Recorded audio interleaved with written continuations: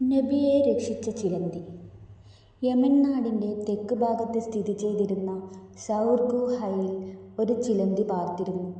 പർവ്വതങ്ങൾ നിറഞ്ഞ ആ പ്രദേശത്ത് വന്യമൃഗങ്ങൾ പോലും വരാറില്ലായിരുന്നു.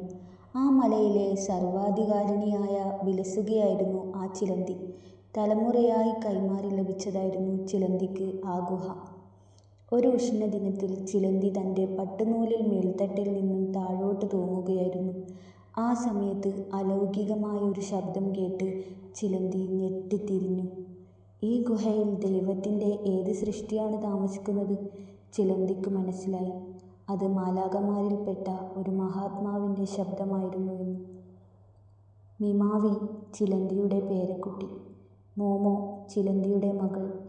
മാമു, ചിലന്തിയാണ് ഞാൻ, ചിലന്തി മറുപടി പറഞ്ഞു. ഗുഹാമുഖത്തേക്ക് വരൂ, മാലാഖ ആജ്ഞാപിച്ചു. പട്ടുനൂലിനിടയിലൂടെ ചിലന്തി പ്രത്യക്ഷപ്പെട്ടു. മാലാഖ പറഞ്ഞു, കുറച്ചു കഴിഞ്ഞാൽ ഈ ഗുഹയിൽ പാർക്കാൻ ദൈവത്തിൻ്റെ 2 മഹാത്മാക്കൾ വരും.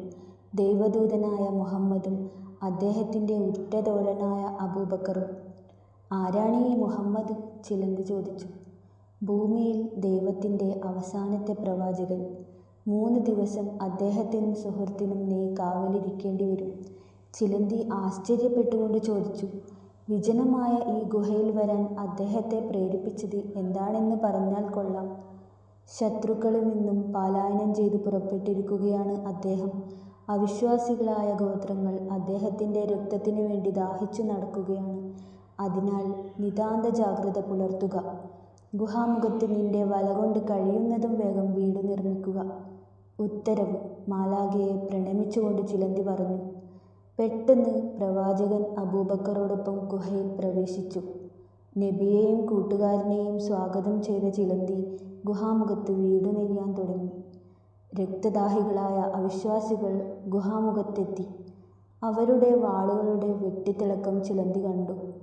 ശത്രുക്കളിൽ ഒരുവൻ പറഞ്ഞു, ഈ ഗുഹയ്ക്കകത്ത് ആരെങ്കിലും പ്രവേശിച്ചിട്ടുണ്ടെങ്കിൽ ഈ ചിലന്തി വല പ്രവേശന കവാടത്തിൽ ഇങ്ങനെ അവശേഷിക്കുകയില്ല.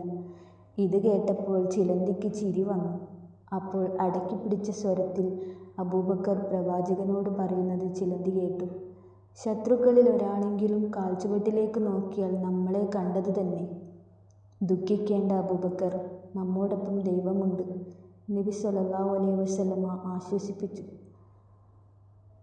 ഗുഹയ്ക്ക് മുമ്പിലും പിമ്പിലുമെല്ലാം മാലാഖമാർ നിറഞ്ഞു നിന്നു. മാറാല മൂടിയ ഗുഹയ്ക്കകത്ത് ആരുമില്ലെന്ന് കരുതി ശത്രുക്കൾ പിന്തിരിഞ്ഞുപോയി. പ്രവാചകനെയും സുഹൃത്തിനെയും സംരക്ഷിക്കാൻ കഴിഞ്ഞതിൽ ചിലന്തി സന്തോഷിച്ചു. സത്യത്തിനു വേണ്ടി പൊരുതുന്നവരോടൊപ്പം പ്രകൃതിയിലെ ജീവികൾ പോലും ഉണ്ടാകുമെന്ന് ഈ കഥ സൂചിപ്പിക്കുന്നു. അത്തരക്കാരെ ആപൽഘട്ടങ്ങളിൽ സഹായിക്കുന്നതിന് ദൈവം എപ്പോഴും ഒരു വഴി കാണിച്ചു കൊടുക്കാതിരിക്കുകയില്ല.